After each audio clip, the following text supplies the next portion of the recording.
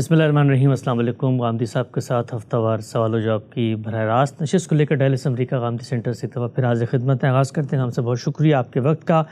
دعوت دین سیریز پر ہم گفتگو کر چکے ہیں، اس سلسلے کی آج یہ دوسری نشست ہے۔ ہم سب گزشتہ نشست میں موضوع کا ایک پس منظر واضح ہوا تھا کہ یہ پوری کی پوری بحث کس قدر اہمیت کی حامل ہے، اور اس میں اگر ایک جگہ پر غلطی ہو جائے تو کیسے جو شاکلہ ہے اور پوری کی پوری اپروچ ہے وہ متاثر ہوتی ہے۔ دو جملے آپ کی زبان سے ہم نے سنے، آپ کیسے دیکھتے ہیں اس پورے معاملے کو؟ اس پہ آنے سے پہلے ہر آدمی یہ جاننا چاہتا ہے کہ اپنے استاد جناب آپ امین حسن اصلاحی کی ایک مارکۃ الآراء کتاب جو انہوں نے 1951 میں لکھی، اس کے بارے میں آپ نے اس تحفظ کا اظہار کیا کہ وہ کتاب اگرچہ بڑی جامع اور بڑی معنی اور بڑی بہترین ایک شاہکار تصنیف ہے، لیکن اگر اس کی بنائے استدلال کا تجزیہ کیا جائے تو وہ بالکل ایسے ہی ہے جیسے گتے کا محل ہوتا ہے۔ دو سوالات ابتدا میں آپ کی خدمت میں رکھنا چاہتا ہوں۔ آپ نے ایک اور بات فرمائی تھی کہ یہ پہلی کتاب ہے اس طرح کی جس میں دعوت کا ایک پورا منظم لاہ عمل پیش کیا گیا۔ خود مولانا سید ابو العلا صاحب مودودی کی جو پوری کی پوری تعبیر ہے، ہم یہ دیکھتے ہیں اس میں دعوت دین اور اس کے طریقہ کار اور اس کا ابلاغ اور اس کے ریسورسز، یہ سب کچھ زیر بحث آئے ہیں۔ مولانا مودودی کا ذکر کیوں نہیں ہوا اب تک؟ میں نے عرض کیا تھا کہ ہماری پوری تاریخ میں مسلمانوں کے جلیل القدر علماء دعوت کا ذکر بھی کرتے ہیں، دعوت کی ترغیب بھی دیتے ہیں، خود ان کی اپنی زندگی دعوت کا بہترین نمونہ رہی ہے۔ انہوں نے دعوت کے لیے بڑے غیر معمولی اقدامات بھی کیے ہیں، لیکن جب کوئی چیز منظم طریقے سے مدون کر کے پیش کی جاتی ہے تو اس کی نوعیت بالکل اور ہو جاتی ہے۔ اس کی میں نے مثال بھی دی تھی کہ امام شافعی سے پہلے ہمارے جلیل القدر فقہا اصول کو سامنے رکھ کر ہی اجتہاد کرتے تھے۔ قرآن مجید کو کیسے سمجھنا ہے، قرآن مجید کی حیثیت کیا ہے، سنت کیا ہے، اس کی طرف کیسے رجوع کرنا ہے، اسی طرح اجتہاد میں کن چیزوں کو ملحوظ رکھا جائے گا، اجتہاد کے قواعد عامہ کیا ہیں، ان کا باہمی ربط کیسے ہوتا ہے، یہ چیزیں آپ کو احناف کے ہاں بھی ملیں گی۔ اور ایسا بھی ہوتا ہے کہ جب وہ تحریریں پڑھی جاتی ہیں یا وہ گفتگویں کرتے ہیں یا تعلیم تعلم کا اہتمام ہوتا ہے تو یہ چیزیں بیان بھی ہوتی ہیں۔ مولانا سید ابو العلا صاحب مودودی کے ہاں بھی، بلکہ اس سے پہلے شاہ ولی اللہ کے ہاں، علماء دیوبند کے ہاں یہ چیزیں آپ کو بیان ہوتی ہوئی نظر آئیں گی، لیکن اس کو ایک باقاعدہ طریقے سے پیش کیا جائے۔ مثال کے طور پر جیسے آپ نماز کے بارے میں جاننا چاہتے ہیں تو فقہ میں ایک پوری کتاب الصلاۃ ہے، آپ اس کو پڑھتے ہیں، اس میں ابتدا سے انتہا تک سنت سے جو کچھ نماز معلوم ہوئی ہے، رسالت میں آپ صلی اللہ علیہ وسلم نے جو توضیحات فرمائی ہیں، اسی طرح قرآن مجید نے جہاں جہاں اس کا ذکر کیا ہے، سب کو سامنے رکھ کر ایک مرتب طریقے سے وہ بتا دیتے ہیں آپ کو کہ نماز کیا ہے، اس کے فرائض کیا ہیں، واجبات کیا ہیں، سنن کیا ہیں، اس میں نوافل کی کیا نوعیت ہے، اس کے اعمال کیا ہیں، اس کے اذکار کیا ہیں، تو ایک پوری تصویر آپ کے سامنے آ جاتی ہے۔ اسی طرح حدیث کی کوئی کتاب اٹھائیے تو وہ بھی یہیں سے شروع ہوتی ہے، یعنی کتاب الطہارت ہوگی، اس کے بعد کتاب الصلاۃ آ جائے گی۔ سنن کی کتابوں میں خاص طور پر اسلام پر کوئی کتاب آپ اٹھائیں گے تو اس میں بھی بہت مرتب طریقے سے نماز کا ذکر ہوگا، روزے کا ہوگا، حج کا ہوگا، دوسرے احکام کا ہوگا۔ تو مولانا سید ابو العلا صاحب مودودی ہوں یا دوسرے اہل علم ہوں، اس کا ہرگز یہ مطلب نہیں ہے کہ ان کے ہاں دعوت زیر بحث نہیں ہے، دعوت سے متعلق مباحث سامنے نہیں آتے، یا ان کی اپنی زندگی دعوت کا نمونہ نہیں ہے۔ یہ پوری تاریخ میں ایک زندہ حقیقت کے طور پر موجود رہی ہے، بلکہ آگے چل کر میں آپ کو یہ بتاؤں گا کہ دعوت کا صحیح طریقہ کار مسلمانوں کے جلیل القدر علماء نے ہمیشہ ملحوظ رکھا ہے، یعنی عملاً انہوں نے اس میں غلطی نہیں کی۔ ایک باقاعدہ علم کے طور پر اس کو مدون کر دیا جائے، جیسے کہ باقی چیزوں کی میں نے مثالیں دیں، وہ کام اس طرح نہیں ہوا۔ اور اگر ہوا بھی، یعنی اس طرح کی بعض کتابیں لکھی بھی گئی ہیں تو وہ زیادہ تر دعوت کے فضائل بیان کر دیں گی، دعوت کی اہمیت بیان کر دیں گی، لوگوں کو یہ ذمہ داری پوری کرنی چاہیے، اس کا ان کے اجر کیا ملے گا، اس طرح کی چیزیں زیادہ تر بیان کرتی ہیں۔ لیکن خود دعوت ہے کیا، وہ مجھ سے کیسے متعلق ہوتی ہے، مجھ سے متعلق ہوتی ہے تو علی الاطلاق ہو جاتی ہے، اس کے کوئی مدارج ہیں، اس کا کوئی افراد کے لحاظ سے فرق ہے، اس کے شرائط کیا ہیں، اس کے حدود کیا ہیں، جس طرح کے ایک باقاعدہ قانون کو بیان کیا جاتا ہے، اس کتاب کا حوالہ یعنی استاذ امام کی کتاب دعوت دین اور اس کے طریقہ کار کا حوالہ اس لحاظ سے۔ اور یہ آپ جانتے ہیں کہ میں نے اپنی کتاب میزان میں اس طرح سے پورے دین کو مرتب کر کے پیش کیا ہے۔ تو میرے پیش نظر تو جب میں اس کتاب کا ایک باب لکھنے بیٹھا ہوں تو وہی چیزیں ہوں گی کہ جو ایسی ہی مرتب ہوں، اسی طرح اس میں ہر چیز متعین کی جائے۔ یعنی میں نے اگر عبادات کا باب لکھا ہے تو وہاں پوری مسلمان امت کے فقہا محدثین سب یہ باب بیان کر رہے ہیں، میرے سامنے بھی ایک مرتب چیز پہلے سے موجود ہے، میں اس سے کہاں اختلاف کروں گا، کہاں اتفاق کروں گا، کہاں پیشکش تبدیل کر دوں گا، وہ تو آگے کا معاملہ ہے نا، لیکن ایک مرتب مدون میرے سامنے علم آ جاتا ہے۔ تو دعوت کا یہ معاملہ نہیں ہے، اس کو واضح کیا تھا میں نے۔ اب اس کے بعد یہ دیکھیے کہ مسئلہ کیا ہوا، یعنی استاذ امام کی شخصیت سے آپ واقف ہیں، میں آج جو کچھ بیان کرتا ہوں یہ سب انہی کا فیض ہے۔ یہ حقیقت ہے کہ تدبر قرآن نے ایک دنیا تبدیل کی ہے، سوچنے کا انداز تبدیل کیا ہے۔ اسی طرح سے مولانا سید ابوالعلا صاحب مودودی بھی ہمارے عہد کے جلیل القدر اہل علم میں سے ہیں، پوری زندگی انہوں نے اسی دعوت میں بسر کی ہے، اور ایک زمانے میں تو گویا عالمی سطح پر ان کو امام الدعات کہا گیا، اور یہ عرب علماء نے بھی کہا۔ تو یہ سب اپنی جگہ، پھر مسئلہ کیا پیدا ہوا ہے اس کو سمجھنا چاہیے نا۔ مسئلہ یہ ہوا کہ جس وقت آپ دین پر کام کرنا چاہتے ہیں یا دین کو سمجھنا چاہتے ہیں تو بالعموم اجزاء میں بکھرے ہوئے احکام سامنے آتے ہیں، یہ نماز ہے، یہ روزہ ہے، یہ حج ہے، یہ زکوٰۃ ہے، یہ فلاں چیز حرام ہے، فلاں چیز فرض ہے، ایسے ہی معلوم ہوتا ہے۔ یہ چیزیں مدون بھی ہیں، اور جب رسالت مآب صلی اللہ علیہ وسلم کی طرف رجوع کیا جاتا ہے، اور ظاہر ہے کہ دین کے معاملے میں جو بھی تحقیق کی جائے گی وہاں اپنی طرف سے تو کوئی چیز ایجاد نہیں کی جا سکتی، رسالت مآب صلی اللہ علیہ وسلم ہی کی طرف رجوع کریں گے۔ میری یہ کتاب بھی یہیں سے شروع ہوتی ہے کہ دین کا تنہا ماخذ محمد الرسول اللہ صلی اللہ علیہ وسلم کی ذات والا صفات ہے۔ محمد الرسول اللہ صلی اللہ علیہ وسلم سے یہ دین آپ کے قول، فعل اور تقریر و تصویب کے ذریعے سے منتقل ہوا ہے۔ یہ بھی ہم جانتے ہیں کہ وہ قرآن کی صورت میں ہے، وہ سنت کی صورت میں ہے، یہ تمام باتیں تو متعین ہیں۔ تو اس میں جب آپ اس طرح کے اجزاء کی تحقیق کرنا چاہتے ہیں تو کہیں قرآن مجید کی ایک آیت بیان کر رہی ہے، کہیں رسالت مآب صلی اللہ علیہ وسلم کی سنت میں ایک چیز منتقل ہو رہی ہے، کہیں کسی روایت میں اس کی کہیں توضیح ہو رہی ہے، تو اس طرح آپ کے پاس وہ مواد سارا سامنے آ جاتا ہے، اور یہ معلوم ہوتا ہے کہ یہ پیغمبر کی ذات ہے اور اس سے یہ چیزیں صادر ہو رہی ہیں۔ یعنی اگر رسول اللہ صلی اللہ علیہ وسلم نماز بھی پڑھتے نظر آ رہے ہیں، یعنی ایک تصویر بنتی ہے تو 5 وقت ہی پڑھ رہے ہیں نا، ہر وقت تو نہیں پڑھ رہے، ایسا ہی ہوتا ہے نا۔ تو کوئی بھی چیز جب سامنے آئے گی تو ایک جزوی کے طور پر سامنے آتی ہے۔ جیسے ہی ہم دعوت کا لفظ بولتے ہیں تو پیغمبر پوری کی پوری شخصیت کے ساتھ سامنے آ جاتا ہے۔ یعنی رسالت مآب صلی اللہ علیہ وسلم 5 وقت نماز پڑھتے تھے، لیکن دعوت تو ہمہ وقت، دعوت ہی آپ کی شخصیت۔ خود قرآن نے آپ کا تعارف یہی کرایا ہے کہ ہم نے یہ پیغمبر بھیجا ہے داعین اللہ بإذنہ، یعنی اللہ کی طرف سے اس کی دعوت دینے والا بنا کر۔ یہ دعوت ہی ہے جس کو دوسرے لفظوں میں انذار سے، بشارت سے ادا کیا جاتا ہے۔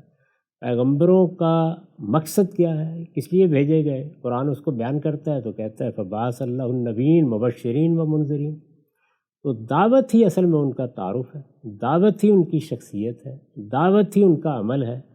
یہاں تو یہ تھا کہ یہ قول، وہ فعل اور یہ تقریر و تصویب، یہاں پر ہر چیز، ہر لمحے قول بھی ہے، فعل بھی ہے، تقریر و تصویب بھی ہے، وہ کیا ہے؟ دعوت۔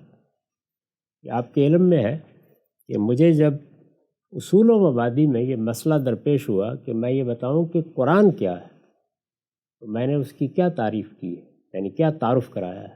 میں نے یہ بتایا یہ پیغمبر کی سرگزشت دعوت ہے، یہی کہا ہے نا، پیغمبر کی سرگزشت انذار ہے۔ انذار، دعوت، جو بھی لفظ آپ استعمال کریں، تو پورا قرآن یہاں پر بھی وہی صورت پیدا ہو جاتی ہے۔ یعنی جیسے ہی آپ دعوت کے لیے قرآن کی طرف رجوع کرتے ہیں تو یہاں بھی اجزاء تو بعد میں زیر بحث آئیں گے نا، وہ پوری کی پوری کتاب دعوت کی کتاب ہے۔ یعنی وہ اصل میں ایک پیغمبر کی دعوت کی تاریخ پوری شروع سے لے کے آخر تک، وہ پیغمبر کی بعثت ہوئی ہے، انہوں نے بات کی ہے، انہوں نے پیغام پہنچایا ہے، وہ پیغام پہنچا رہے ہیں، اس پوری سرگزشت کو جس طرح آج اگر آپ کے پاس بعض ایسے آلات ہیں کہ آپ گرفت میں لے لیتے ہیں، تو ایک پوری داستان کی داستان ایک فلم کے طریقے پر لوگوں کو دکھائی جا سکتی ہے۔ بالکل یہی صورتحال قرآن مجید کی ہے۔ یعنی پورا قرآن اصلاً کیا ہے، نماز اس میں آپ اگر کسی موقع پر شمار کرو گے تو ہو سکتا ہے آپ کہیں جی کہ 10 جگہوں پر بیان ہوئی ہے۔ میراث کا قانون سورہ نساء میں بیان ہوا ہے، جہاد کے احکام یا بقرہ میں بیان ہوئے ہیں، یا توبہ میں بیان ہوئے ہیں، یا انفال میں بیان ہوئے ہیں، لیکن دعوت کہاں بیان ہوئی؟ پورے قرآن میں۔ پورا قرآن مجید دعوت کی کتاب ہے اصلاً۔ تو ایک طرف قرآن پورا کا پورا، دوسری طرف پیغمبر کی اپنی ذات پوری کی پوری۔ پھر مسلمانوں کا جو علم ہے اس کو اگر آپ دیکھیں تو وہاں یہ بات اصول میں تو کہی جاتی ہے کہ دین کے ماخذ میں پہلے قرآن ہے، پھر اس کے بعد سنت ہے، پھر اجماع ہے، پھر اس کے بعد اجتہاد یا قیاس جو بھی کہنا ہو، لیکن عملی طور پر یہ پیغمبر کی ذات والا صفات ہے جو ہر جگہ مقدم ہو جاتی ہے۔ یعنی اصلاً کیا ہوتا ہے؟ اصلاً رسالت بآب صلی اللہ علیہ وسلم سے جب دین ایک روایت بن کر، ایک عمل بن کر منتقل ہوتا ہے تو وہ چیز مقدم ہو جاتی ہے، اور پھر ہم دیکھتے ہیں کہ قرآن میں کیا ہے، پھر ہم دیکھتے ہیں کہ باقی جگہوں پر کیا ہے۔ عام طور پر ہم مسلمانوں کی دینی روایت میں یہ چیز وجود میں آ جاتی ہے۔ یہاں تو قرآن کو دیکھیے تو دعوت، پیغمبر کو دیکھیے تو دعوت، اس کو مقدم کر لیں تو دعوت، اس کو مؤخر کر لیں تو دعوت، جو جی چاہے کریں۔ یعنی دونوں جانب سے یہی ہوگا۔ تو یہ چیز ایک محقق کو خیرہ کر دے گی، یعنی اس کے ارتکاز کو ختم کر دے گی، اور وہ مجبور ہو جائے گا کہ وہ اس کتاب کا بھی اور پیغمبر کی پوری شخصیت کا اسیر ہو جائے۔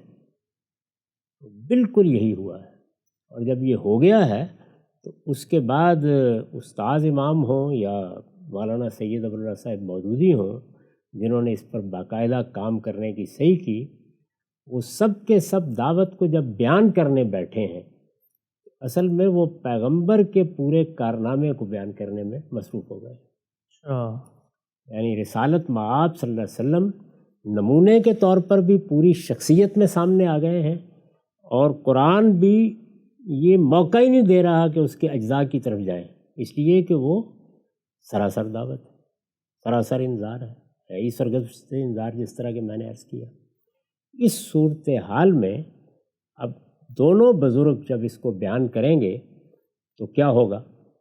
سب سے پہلا مسئلہ یہ پیدا ہو جائے گا کہ جب آپ رسول اللہ کی شخصیت کو دیکھیں گے تو وہاں دعوت مجرد دعوت نہیں رہی، وہ نتیجہ خیز ہو گئی۔ یعنی کیا نتیجہ نکلا؟ رسول اللہ صلی اللہ علیہ وسلم نے دعوت برپا کی۔ بتایا جاتا ہے کہ 39-40 سال کی عمر تھی جس میں آپ کو نبوت دی گئی، پھر آپ نے اپنا پیغام پیش کرنا شروع کیا، قرآن لوگوں کو پڑھ کر سنایا، مخالفت ہوئی، بہت سے مشکل حالات آئے، حبشہ کی طرف لوگوں کو ہجرت کرنا پڑی، بہت سے لوگ اپنے بڑوں کی ستمگاریوں کا نشانہ بنے، ہجرت ہوئی، مدینہ تشریف لے آئے، بہت سے مراحل اس میں بھی پیش آئے، 2-3 مرتبہ اپنی قوم کے لوگ، اپنے اعزاء اقربا، اپنے قبیلے کے لوگ حملہ آور ہو گئے۔ بڑے مشکل حالات سے گزرنے کے بعد اللہ تعالیٰ نے راستہ کھول دیا، مکہ فتح ہوا، اور ایک غیر معمولی حادثہ ہو گیا، اور وہ یہ کہ وہی شخص، وہی جماعت جو بالکل نہتے تھے، جن کا کوئی معلوم ہوتا تھا کہ والی وارث نہیں ہے، کہ آپ کو معلوم ہے کہ یہ کہا جاتا تھا کہ یہ تو ابتر ہو کر رہ جائیں گے، وہی پورے جزیرہ نما عرب کے حکمران ہو گئے۔ اور پھر جزیرہ نما عرب کے حکمران کیا ہوئے؟ یعنی ایک بہت بڑی سلطنت، اتنی بڑی سلطنت 15-20 سال کے اندر اندر وجود میں آ گئی کہ دنیا کی تاریخ میں کبھی اس طرح کا واقعہ یا اس طرح کا حادثہ نہیں ہوا ہوگا۔ نتیجہ نکل آیا۔ نتیجہ کیا ہے؟ ایک حکومت الہیہ، یعنی اللہ تعالیٰ کے قانون کے مطابق اللہ کی نگرانی میں کام کرنے والی حکومت۔ پھر یہ کہ رسالت مآب صلی اللہ علیہ وسلم کے بعد ایسا تو نہیں ہوا کہ جیسے ہی آپ دنیا سے رخصت ہوئے آپ کے جسد مبارک کو سپرد خاک کیا گیا اور اعلان کر دیا گیا کہ آج سے سب ختم۔ یعنی وہ سلطنت بھی باقی ہے، اس کا نظم بھی باقی ہے، اور اس پر آپ کے ساتھیوں میں سے وہ لوگ حکومت کر رہے ہیں جو مسلمانوں کے لیے گویا ان کے شب و روز کی ہدایت بن گئے۔ خلفائے راشدین ان کو کہا جاتا ہے۔ مسلمانوں کے پورے ذہن میں ایک مثالی تصویر یہی بن گئی کہ اسلام جب زمین پر آتا ہے تو خلافت راشدہ ہوتا ہے۔ یہ تصویر اس نتیجے کو بھی اپنے اندر لیے ہوئے ہے۔ چنانچہ دونوں بزرگوں کے سامنے دعوت کا یہی نتیجہ ہے، چلنا چاہیے۔ یعنی رسالت مآب صلی اللہ علیہ وسلم کے ہاں اگر آپ دائیں بائیں ہر طرف سے گریز کر کے ارتکاز کریں گے تو قرآن مجید بھی ہر باب کے آخر میں اسی نتیجے تک پہنچا رہا ہے، بشارت دے رہا ہے اور اسی نتیجے تک پہنچا رہا ہے، اعلان کر رہا ہے کہ انا اعطیناک الکوثر فصل لربک وانحر ان شانئک هو الابتر۔ یہ بیان کر رہا ہے کہ یہ سب ابو لہب کی بادشاہی ختم ہو جانی ہے، فی دین اللہ افواجا۔ اللہ تعالیٰ نے یہ نتیجہ نکالنا ہے۔ تو وہ نتیجہ قرآن میں بھی اسی طرح سے بیان ہوا ہے، ہر باب اسی طرف آپ کو لے جا رہا ہے، توبہ اس طرف لے جا رہی ہے۔ آپ دیکھیے مائدہ اسی کے آخری مراحل کو بیان کر رہی ہے۔ باقی صورتوں میں معلوم ہوتا ہے کہ نور میں پہنچے ہیں تو اب تو اللہ کے دین کا نفاذ ہو رہا ہے، عذاب میں یہی صورتحال نظر آتی ہے۔ تو آپ کو قرآن مجید کے تمام ابواب کا خاتمہ بھی اسی پر ہوتا نظر آ رہا ہے۔ اور رسالت مآب صلی اللہ علیہ وسلم کی سیرت تو یہاں کیا ہوا؟ سیرت، شخصیت، سنت، قرآن، ایسے لگتا ہے سارے کے سارے ایک ہی تصویر پیش کر رہے ہیں، یہ بھی معلوم ہوتا ہے۔ تو اس تصویر میں جس طرح کہ میں نے عرض کیا کہ دعوت کا ہدف اور دعوت کا نتیجہ وہ ایک خلافت راشدہ بن جاتا ہے۔ چنانچہ میں نے آپ کو بتایا تھا کہ استاد امام کی کتاب دعوت دین اور اس کا طریقہ کار کا آخری باب دعوت کے مراحل ہے، وہ شروع ہوئی اور پھر اس کے بعد اس کی حکمت عملی، اس میں کن چیزوں کو ملحوظ رکھنا چاہیے، مخاطبین کون ہوں گے، ان مخاطبین کے ساتھ معاملہ کیسے کرنا ہے، استدلال کے کیا طریقے ہیں، یہاں تک تو بڑے مفید مباحث سے آپ گزرتے جاتے ہیں۔ آخر میں کیا ہوتا ہے؟ دعوت کے مراحل، اور اس میں آخری مرحلہ کیا ہے؟ اقدام۔ کس چیز کے لیے اقدام؟ حکومت الہیہ کے قیام، حکومت الہیہ کے لیے اقدام۔ یعنی آخر میں جا کے، ورنہ اقدام کی ضرورت ہی نہیں ہے نا، اگر دعوت ہی دعوت ہے تو ختم ہو گیا معاملہ، اور ادھر وہ اقدام ہوتا ہوا نظر آ رہا ہے۔ تو آپ یہ دیکھیے کہ مولانا سید ابو اللہ صاحب مودودی نے جب ابتدا کی، انہوں نے ایک تقریر کی علی گڑھ میں، علی گڑھ کا جو مشہور حال ہے اس میں انہوں نے وہ تقریر کی۔ اس تقریر کا عنوان ہے اسلامی حکومت کس طرح قائم ہوتی ہے۔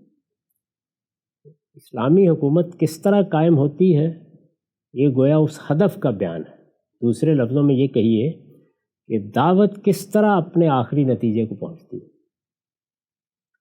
اب اسلامی حکومت کس طرح قائم ہوتی ہے اس کو وہ بیان کریں گے۔ آپ اس تقریر کو پڑھیے، وہ شائع شدہ موجود ہے۔ اس میں رسالت مآب صلی اللہ علیہ وسلم کی پوری سیرت کو ابتدا سے لے کے انتہا تک سامنے رکھ کے کہا گیا کہ ایسے قائم ہوتی ہے۔ یعنی ماخذ کیا ہے استدلال کا، یا بناء استدلال کیا ہے؟ رسالت مآب صلی اللہ علیہ وسلم کی سیرت۔ میں نے عرض کیا نا کہ ہمارے ہاں علم کی روایت میں پیغمبر مقدم ہو جاتا ہے، تو مولانا سید ابو اللہ صاحب مودودی کی پریزنٹیشن میں وہی مقدم ہے، اسلامی حکومت کس طرح قائم ہوتی ہے۔ اسی سے اصل میں ان کی ساری دعوت اور بعد میں جو کچھ بھی، یہ کیا ہے پاکستان سے پہلے کی بات ہے، بہت ابتدائی زمانے کی، وہ پھر نمودار ہوئی۔ چنانچہ یہ آپ کے علم میں ہوگا کہ جب جماعت اسلامی میں کچھ بنیادی معاملات میں اختلاف ہوا تو خود استاد امام امین حسن اصلاحی نے اس کا حوالہ دیا، اس پہ اتفاق کر لیجئے، اس سے کوئی اختلاف نہیں۔ اس کا مطلب یہ ہے کہ دونوں جانب اشتراک کی بنیاد یہ چیز رہی، اسلامی حکومت کس طرح قائم ہوتی ہے۔ ادھر جب اس کو قرآن مجید کے استدلال سے موقت کر کے ایک باقاعدہ فن کے طور پر جیسے کہ فقہ بنتی ہے، استاد امام نے لکھنا چاہا اور وہ کتاب وجود میں آئی، اس کو میں نے کہا ہے کہ وہ اپنی پیشکش کے لحاظ سے، اپنے استدلال کی ندرت کے لحاظ سے ایک شاہکار ہے۔ جب انہوں نے لکھنے کا فیصلہ کیا تو رسول اللہ کی شخصیت بھی وہی سامنے ہے اور پورا قرآن بھی اسی طریقے سے سامنے ہے۔